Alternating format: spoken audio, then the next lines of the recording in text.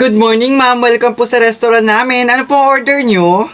Pa-order ka ng piniritong itlog na walang itlog. Allergic kasi ako sa itlog pero kailangan kumain ng itlog. Pakibilis ha. Ano raw? Ha? Piniritong itlog na walang itlog? Meron ba nun, ma'am? Wala kami nun, ma'am. Meron yon. Pag di mo ko binigyan, papareklamo ka sa barangay, sa Senado, sa Malacanang. Pag di mo ko binigyan ng hinihingi ko, maliwanag ba?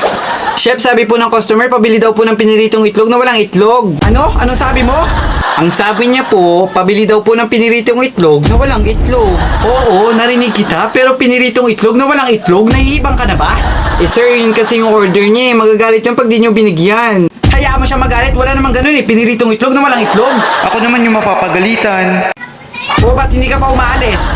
Chef, hinihintay ko pa kasi yung order niya Hindi ka ba nakikinig? Wala kang ganun, ipapakita ko sa'yo manood ka. O ito!